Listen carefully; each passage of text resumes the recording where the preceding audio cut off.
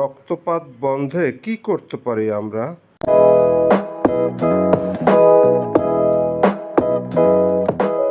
আসসালামু আলাইকুম। আপনি কেমন আছেন? জবাবে আমরা অনেক সময় ফান করে বলি, এই কেটে যাচ্ছে, রক্ত বেরোচ্ছে না।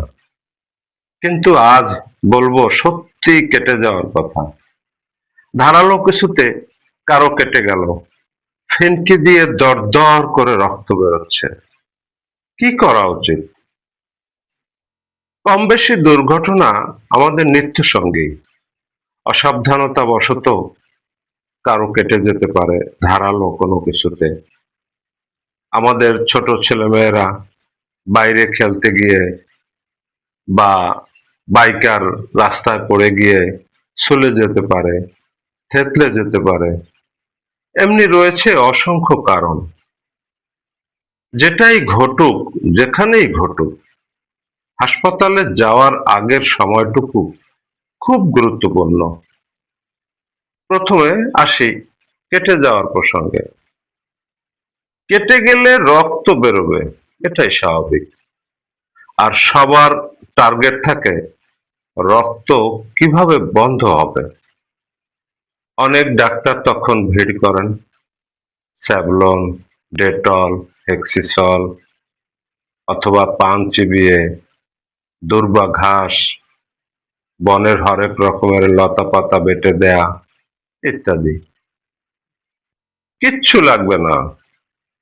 রক্ত থামাতে পারে না কোনো কিছুতে যতক্ষণ না শরীর তার নিজস্ব সিস্টেমে রক্ত বন্ধ না করে। জাস্ট প্রেস, আপনি কাটা স্থান চেপে ধরুন যতক্ষণ পরিষ্কার কোনো কাপড় না পান। কাপড় দিয়ে কাটা স্থান ভালো করে বেঁধে ফেলবেন। কাটা স্থান একটু উঁচু করে ধরে রাখবেন। ব্যাস, এবার গন্তব্য সোজা হাসপাতাল। যদি পড়ে গিয়ে ছুলে যায় বা বাইক নিয়ে পড়ে যদি ইনজুরি হয়, তবে রক্তপাত বন্ধের পর ক্ষতকে পরিষ্কার করতে হয় বিশেষ স্যালাইনের পানি দিয়ে। ক্ষতকে কাপড় দিয়ে বেঁধে বা ঢেকে দ্রুত হাসপাতালে যাবেন। ডাক্তারের পরামর্শ ছাড়া ক্ষতস্থানে কিছু লাগাতে যাবেন না। ক্ষতস্থানে স্যাভলন ঢেলে দিয়ে পুড়িয়ে ফেলেছে এমন ঘটনা দেখেছি অনেক। সবসময় ক্ষত নিয়মিত ড্রেসিং করে পরিষ্কার রাখতে হবে আর ঢেকে রাখতে হবে যথাসম্ভব। ডাক্তারের পরামর্শ ছাড়া ক্ষতে কখনো অ্যান্টিবায়োটিক পাউডার দেবেন না।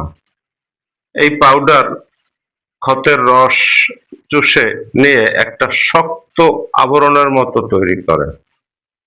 উপর থেকে আপনার মনে হবে শুকিয়ে গেছে, কিন্তু যতক্ষণ এটা থাকবে আপনি নিশ্চিত ততদিন ক্ষত শুকাবে না। সুন্নতে খাতনায় এই পাউডার শিশুদের ক্ষেত্রে ব্যবহার করবেন না। মনে রাখবেন, যে কোনো ক্ষত আপনার শরীরের স্বয়ংক্রিয় সিস্টেমই সারিয়ে তুলবে। সে শুধু চাইবে ক্ষতটা পরিষ্কার ও জীবাণুমুক্ত থাকুক। শুধু ঔষধ একা ক্ষত সারাতে পারবে না। প্রয়োজন হবে ক্ষতের বিশেষ যত্ন। আবারও দেখা হবে। আর ভালো লাগলে লাইক, কমেন্ট, ফলো, শেয়ার করতে ভুলবেন না। আল্লাহ হাফেজ।